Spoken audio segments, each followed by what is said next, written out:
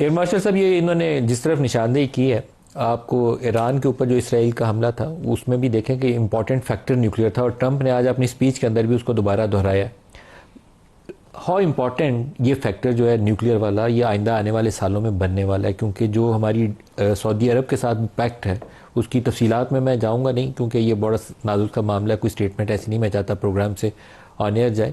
लेकिन middle east की सूरत हाल में पाकिस्तान सऊदी अरब का इत्तेहाद, ये माहिदा कितना रोल प्ले करेगा? देखिए मलिक साहब, बिल्कुल इन्होंने सही फरमाया कि हर दौर में पार प्रोजेक्शन के या पार के थ्रू सिक्योरिटी की अश्योरेंस के कुछ वेपन्स होते हैं, और आज के दौर की रियलिटी जो है वो न्यूक्लियर है, वो इमर्जिंग टेक्नोलॉजीज़ हैं जिसमें ख़ास तौर पे साइबर स्पेस है, और फिर वो वेपन सिस्टम्स हैं या प्लेटफॉर्म्स हैं जो इसको कैरी करेंगे, जिसमें हमारे तनाजुर में हम मिसाइल टेक्नोलॉजी कह सकते हैं।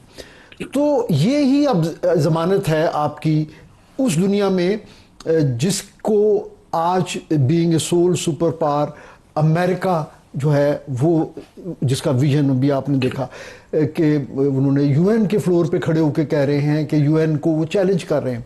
उनसे ये पूछा जाना चाहिए कि यूनाइटेड नेशंस को जो है डिसेबल करने में या मार्जिनलाइज करने में सबसे ज़्यादा रोल किसका है? अमेरिका का है। सबसे ज़्यादा वीटो, देखें जितनी भी सिक्योरिटी काउंसिल में करारदादें पेश होती हैं वो दुनिया में कहीं ना कहीं किसी मजलूम की मदद के लिए ही होती है। सबसे ज़्यादा वीटो किसने इस्तेमाल किया? लेकिन मास्टर साहब, जो मल्टीलैटरलिज्म है अभी भी किया, मल्टीलैटरलिज्म जो है वो अब डेड है, वो उसकी एग्जिस्टेंस ट्रंप की ये रीसेंट स्पीचेस के बाद उसकी एग्जिस्टेंस बाकी नहीं रही। लेकिन देखें अभी भी बहरहाल एक चीज़ जो मेरे ख्याल में अलार्मिंग है या कंसर्न है, आल्दो यूनाइटेड स्टेट्स जो है वो एक रिसीडिंग सुपर पावर है, लेकिन अभी भी दुनिया मल्टीपोलैरिटी की तरफ जा रही है, बतदरीज जा रही है। कितना टाइम लगता है इसका कोई तायुन नहीं कर सकता। तो इसलिए वो उस रिसीडिंग पावर्स के साथ भी, या उनकी जो रेजिडुअल पावर रह भी जाएगी उसके साथ भी, वो आखिरी अगर उन्होंने दिफा करना हुआ तो वो इजराइल का करेंगे। अच्छा, आप ये देखिए ना, अरबों से तेल के ज़रिए और ये जो डिफेंस रिलेटेड इक्विपमेंट की तजारत से जो पैसे आते थे, उसमें से पिछले 50 सालों में तकरीबन 220 या 225 बिलियन डॉलर की इमदाद दी गई है इजराइल को।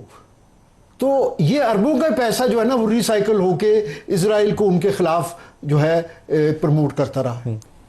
उनको भी बंद करना पड़ेगा। अच्छा, एयर वाइस मार्शल साहब, यहाँ पे इन्होंने जो इंटरनल फॉल्ट लाइंस का और लोगों की तहकीक की तरफ और साइंसी जुस्तजू की तरफ जाने की बात की, अभी हमने देखा था कि ट्रंप के विजिट के दौरान 3000 अरब डॉलर की कमिटमेंट दे दी थी सऊदी अरब, कतर और यूएई ने। उसका 1000 अरब डॉलर ही लगा लें कि ये तीनों अगर साइंटिफिक रिसर्च में या डिफेंस प्रोडक्शन में इन्वेस्ट कर देते तो शायद दोहा इतना वल्नरेबल ना होता। उसी बेस से वो उड़ते भी हैं, रिफ्यूल भी करते हैं इसराइली जहाज़ों को, दोहा में अटैक करवाते हैं और वापस लैंड भी कर जाते हैं। तो ये मतलब टोटली अब डिफेंस लेस है ना, आपका हज़ारों अरब डॉलर अमेरिका को दे रहे हैं और उसी ने आके हमला भी करवा दिया। तो they need to think about it और उसका कोई उन्हें रोड मैप बनाना पड़ेगा। मेरा ख्याल है जी उसकी इब्तिदा हो गई है। असल में मलिक साहब, एक अलूजन थी जो अमेरिकन ट्रूप्स के इस पूरे रीजन में प्रेजेंस से क्रिएट की गई थी, जिसमें बहरीन में इनका एक क्याक है, ये सेंटकॉम का फॉरवर्ड बेस अलदीद में, यूएई में इनकी प्रेजेंस और दूसरे मुल्कों में भी। उससे अरब मुल्कों को ये दे वर मेड टू बिलीव कि ये गारंटर्स हैं उनके सिक्योरिटी के, जबकि अमेरिका इस चीज़ में बड़ा क्लियर था कि वो यहाँ पे अपने तेल की जो एक अनइंटरप्टेड सप्लाई है यूरोप को और अमेरिका को, जिसकी उस वक्त उनको बहुत शिद्दत से ज़रूरत थी, उसको सिक्योर कर रहे थे, और दूसरे वो इज़राइल के लिए एक प्रोटेक्शन दे रहे। कभी भी आज तक कोई ऐसा मौका नहीं आया, तो इसलिए ये चीज़ उस तरह आर्टिकुलेट नहीं हुई या डिफाइन नहीं हुई और उसको इन्होंने एम्बिग्यूटी में रखा, जिसकी कॉस्ट वो इन्हीं मुल्कों से ले रहे थे। ये बेसिस डेवलप करने के लिए ये सारा फ्यूल, जिस फ्यूल की रिफ्यूलिंग की आप बात कर रहे हैं, ये पहली गल्फ वॉर के बाद तमाम अमेरिकन जो है जो एयर पावर है उसको फ्री रिफ्यूलिंग देते हैं ये। और अब कम से कम ये हो गया है कि वो एक इल्यूजन थी वो ख़त्म हो गई और उनको ये एहसास हुआ है कि हमें अपने लिए खुद कुछ करना है और रियल थ्रेट्स क्या है। और अगर ईरान के साथ जो एक वक्ती कम से कम फ़िलहाल तो हम यही कहेंगे कि वक्ती है, वो चीज़ लास्टिंग या इंड्योरिंग हो जाती है, उनके साथ एक दूसरे के साथ को रिकंसाइल कर लेते हैं। आज भी जो वहाँ पैलेस्टाइन वाली कॉन्फ्रेंस है, कतर और अमेरिका उसको को होस्ट कर रहे हैं। कतरी जो है अभी भी उनका रिलायंस पीस के लिए अमेरिका की तरफ ही है। नहीं देखिए, इतनी जल्दी हो नहीं सकता ना एक अरेंजमेंट जिस तरह बनी हुई है। हमारे कुछ मुबसरीन और लोग इस पे बड़े वो बिल्कुल ऑपरेशनल और टेक्निकल लेवल पे मीडिया में हम लोग डिबेट कर रहे हैं कि जी वो मिसाइल हो जाके कैसे कहाँ लगेंगे, तो उस पर वॉरहेड कैसे होंगे। मेरा ख्याल है ये जो हमारी लीडरशिप ने दोनों मुल्कों की इसमें जो एम्बिग्यूटी रखी है वो किसी मकसद से ही रखी। खैर वो जिन सवाल की तरफ आप इशारा कर रहे हैं वो तो ज़्यादा हो नहीं सकती। ये जो पाकिस्तान और सऊदी अरब का माहिदा है, इसकी पीछे एक बुनियाद है, और बुनियाद ये है कि सऊदी अरब बहुत अरसे से अमेरिका को ये कह रहा था कि हमारे साथ सिक्योरिटी गारंटी का एग्रीमेंट करें। लास्ट टाइम जब इनकी डिस्कशन हुई सीरियस जो बाइडन के दौर में, तो जो बाइडन ने उनको स्ट्रेट फॉरवर्ड कहा कि इसराइल को तस्लीम किए बगैर हम अब आपको सिक्योरिटी गारंटी नहीं देंगे, जिसका नतीजा ये कि आज पाकिस्तान के साथ सिक्योरिटी गारंटी का एग्रीमेंट हुआ है। बिकॉज अमेरिका ने ऐसी शराइत लगाई हैं कि वो हज़ारों बिलियन डॉलर्स इनका आपने, उसके बावजूद उनकी शर्त ये थी कि आप इसराइल को तस्लीम करें। तो सऊदी अरब को भी और दूसरे जो गल्फ ममालिक हैं, आज नहीं तो शायद सऊदी अरब को समझ आना शुरू हुई है, बड़ी अच्छी बात है, उनको ये समझ आएगी कि इस यूएस है उसका मिडल ईस्ट के अंदर अगर कोई इंटरेस्ट है तो वो सिर्फ मेनली इसराइल है, जिसके ज़रिए वो इस पूरे रीजन को कंट्रोल करना चाहता है। अदरवाइज वो आहिस्ता आहिस्ता आप देखेंगे कि वो तो अब जो कमिटमेंट्स हैं, 12,000 लोग हैं उनके अलदीद बेस में कतर में, क्या वो किसी भी तरह किसी भी सिक्योरिटी गारंटी के लिए काम आए? वो नहीं आए, तो लिहाजा वो आहिस्ता आहिस्ता फैसिलिटेट किया उन्होंने। या आज मेरे ख्याल में ट्रंप वाली स्पीच भी अगर किसी को बाकियों को शक रह गया होगा मुसलमान मुल्क को, तो उससे वाज़ेह हो जाएगा। उन्होंने कहीं 65,000 फ़लस्तीनियों का या वहाँ जो भूख के हाथों और डॉक्टर्स ना होने के हाथों, अद्वियात ना होने के हाथों जिनकी जान जा रही है, उनका तज़किरा नहीं किया। उन्होंने उन लोगों का तज़किरा किया जो इस वक्त हमास की कैद में है कि उनको फ़ौरन रिहा कर दें, उनकी डेड बॉडीज भी छोड़ दें। हमास के जुल्म बताए 65,000 लोगों का तज़किरा नहीं किया। वो जो 6-7 लाख डिस्प्लेस हो गए उनका तज़किरा नहीं किया।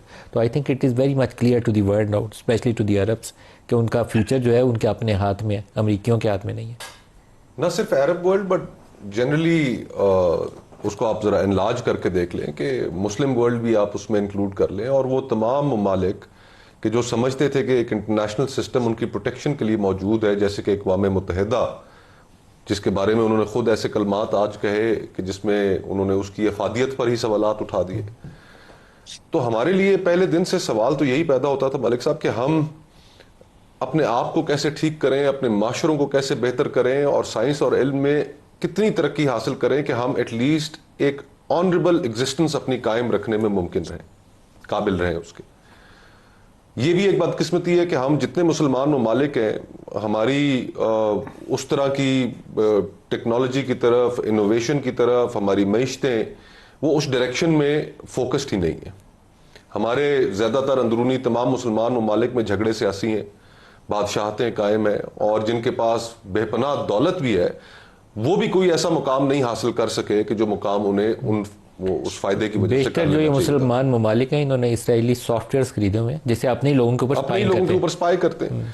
और फिर हमें थोड़ा सा इंट्रोस्पेक्शन ये भी करना चाहिए मलिक साहब कि बहुत सारे ऐसे भी इस्लामी ममालिक हैं कि जिन्होंने पिछले चंद सालों में अब्राहम अकॉर्ड्स जिनका उन्होंने जिक्र किया, उसके नतीजे में उन अकॉर्ड्स के नतीजे में उन्होंने इसराइल को रिकग्नाइज किया, और इस सारे जो शहादतें हुई वहाँ पर बच्चे शहीद हुए, औरतें शहीद हुई, मर्द शहीद हुए, और हमारी जिंदगियों का ऐसा जेनोसाइड है कि जो हमने अपने टेलीफोन्स के ऊपर लाइव अनफोल्ड होते हुए देखा।